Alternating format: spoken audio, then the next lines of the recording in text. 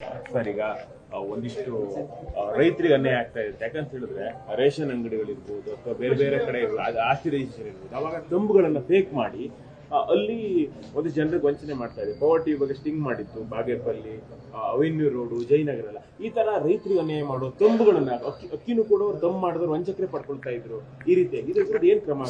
ನಾನು ಅದಕ್ಕೊಂದು ಮಾತು ಹೇಳ್ತೇನೆ. ಇವತ್ತು ಯಾವುದೇ ಒಂದು ಕಾನೂನು ಬಂದಾಗ ಅದನ್ನು ಉಲ್ಲಂಘನೆ ಮಾಡೋಂಥದ್ದು, ಕುತಂತ್ರ ಮಾಡೋಂಥ ಜನಗಳು ಇದ್ದೇ ಇರ್ತಾರೆ. 1% 2%.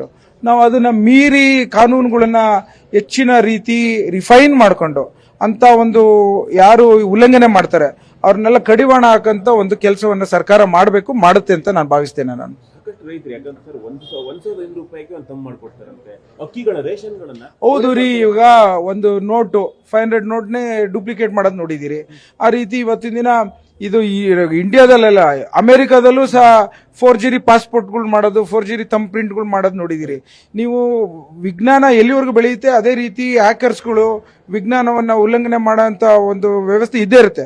ಅದು ಮೆಟ್ಟು ನಿಲ್ಲಂತ ಶಕ್ತಿ ನಮ್ಮ ಪೊಲೀಸರು ಕ್ರಮ ಜರುಗಿಸಬೇಕು ಅನ್ನೋದನ್ನ ನಾನು ಆಸೆ ಪಡ್ತೀನಿ, ನೀವು ಆಸೆ ಪಡ್ತಾ ಇದ್ದೀರಿ. ಅದನ್ನ ಸರ್ಕಾರದ ದಿಟ್ಟ ನಿರ್ಧಾರದಲ್ಲಿ ಮಾಡ್ತಾರೆ ಅಂತ ನಾನು ಭಾವಿಸ್ತೇನೆ. ನಾನು